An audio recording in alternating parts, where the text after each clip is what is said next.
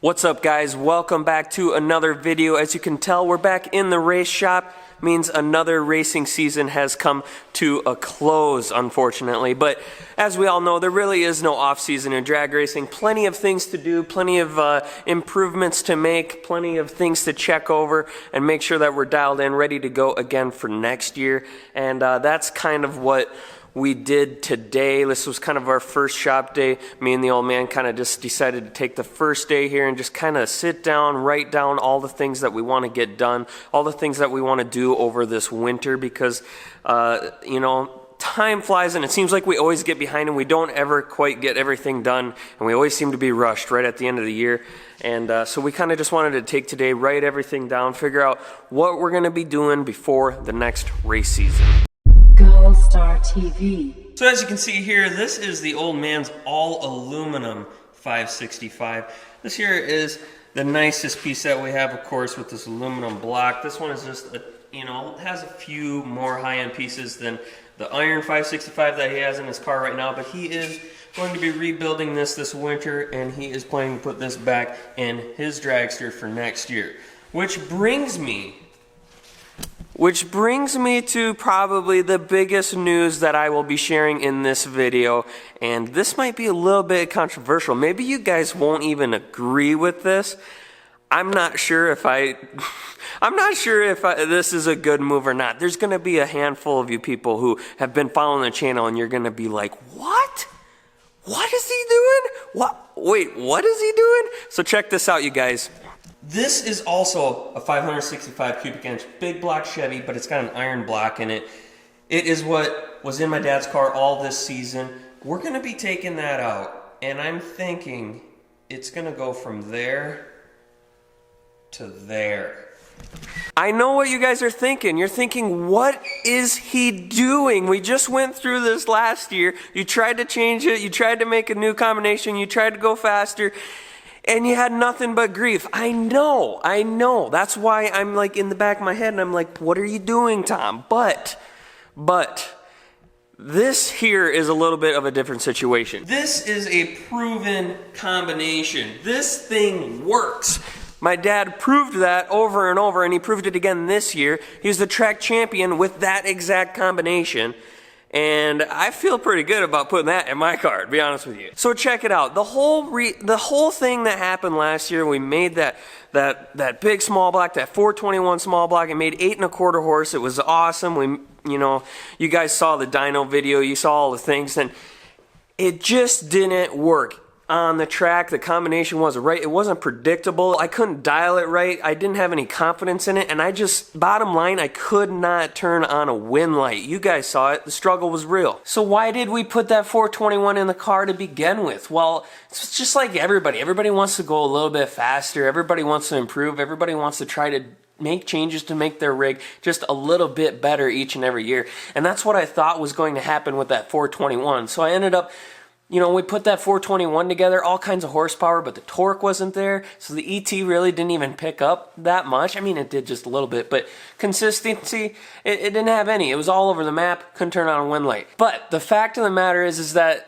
I wanted to go faster, and I still want to go faster. Just a little bit faster. I just find that I'm the slow car like most of the time. And I'm pretty sure that most of the viewers of the channel, you guys probably all agree that it's a lot harder to drag race when you're the slower car. I mean, it's just how it is. So don't get me wrong. I've had tons of success with this little small block, the 434. It is a slip printer. I mean, Control P, Control P, Control P. The thing just prints off tickets. So why would I ever want to change that? Well, I just feel like the rounds that I do lose, a lot of times it's because I'm so much slower. So many people are going faster and faster. I mean, we go to some of these bigger races and I'm significantly slower than most of the people. I think the average is starting to get in that 460, definitely 470, but 470 is definitely like the average, and it just keeps getting faster and faster every year. Here I'm dialed in at like 510.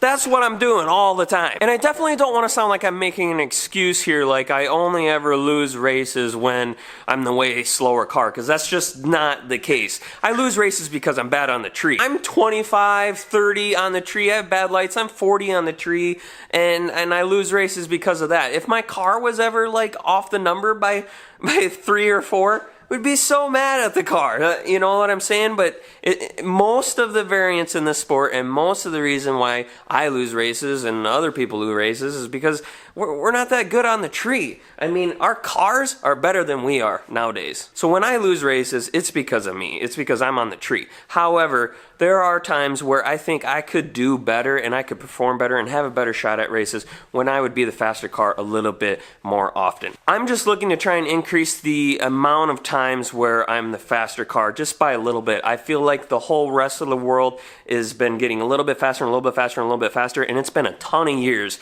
since I've gone any faster at all. So I need to catch up a little bit. That's kind of why this whole new combination from last year happened, and that's why this 565 situation is happening this year. You guys might not agree with it, and to be honest with you, I'm a little bit on the fence. I mean, I love the way this thing performs. This thing is just, it's an amazing piece. I don't want anything to ever happen to it. I don't want to get rid of it. I don't want to race against it ever, never. But I do know that 565 in my dad's car prints tickets pretty dang good too, and it's gonna be right where I want to be ET wise. Nevertheless, I want to put 565 in this car, and that is going to create a whole new set of challenges.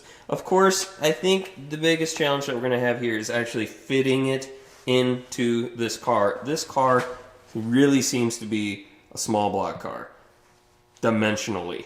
But check it out. The main problem that we're going to have here is with this cooling fan radiator setup being in front of the motor. You'll see nowadays a lot of the cars have that located back there somewhere. It really doesn't work good on this car, but I think we have a plan. What we're going to try to do is take this cooling fan and actually move it to the other side of the radiator. It's going to be tight against that fuel tank, but I think we can make it work. And that's going to free up enough space for us to fit a big block in this car. So stay tuned, definitely hit subscribe if you're interested in this whole transplant project. I have a whole list of other projects and improvements that I plan to make to the car this year.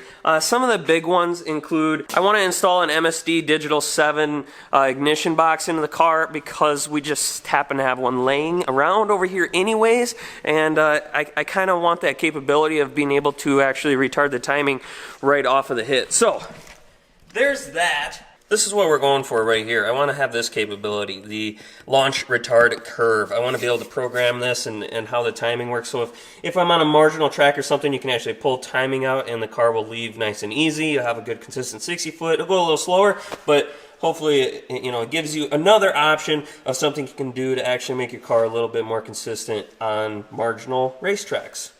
And I find myself on marginal racetracks all the time, so very convenient. Along with that though, this car, we built this car new in 2006, so check it out. There is some updates that need to be done wearing wise. This whole rat's nest, I actually want to take care of this winter. So what I plan to do is get my hands on one of those nice new K&R switch panels with the whole relay board and everything that I will mount back here, and then the switch panel will just be like one cable that goes to this relay board, and then I'll put my, instead of having this rat's nest, which is the old ignition box, we're going to put the new Digital 7 ignition box up here with that cool relay board. We're going to wire all of that stuff together, make it nice and neat up here on this panel, and then we'll just have basically one wire going to the switch panel here. So that's going to be kind of a project. But, I mean, this car being a 2006 car, this thing, it's time. It's time for some upgrades. So stay tuned for that coming up soon on the channel as well. We gotta do tires, we gotta do seat belts, we gotta do different motor plates and springs on the back of the car because we're going from small block to big block. There's actually a ton of little things that we need to do, and I got a whole list of projects, so definitely consider subscribing to the channel if you're into this kind of stuff. I'd really like to have my helmet painted too, but I always seem to not have time to get that done, so Normally I just paint my own stuff. I mean, I painted my own last helmet. If there's anybody watching this channel who would like to paint my helmet and put some cool GallStar graphics on there or something, and you know, anybody who's willing to undertake that challenge, let me know down in the comments. Maybe we can get the helmet sent out to you or something, and you could, you know, get me a sweet looking helmet, because the flat black, I mean, your boy needs something better than flat black. So that's more or less what we're gonna be getting into this winter here in the shop. This is kind of the start of our off-season series on the channel, where we spend a lot more time in the garage, a lot less time at the track, because it's like winter in South Dakota. So if you're into that kind of thing, if you're into the more technical side, the old man's probably going to drop some knowledge on us from time to time, so definitely consider subscribing. You'll probably get some good value out of it. That's going to wrap it up for today's video. Thank you guys so much for liking, commenting, subscribing, all the things. See you guys in the next one. Later!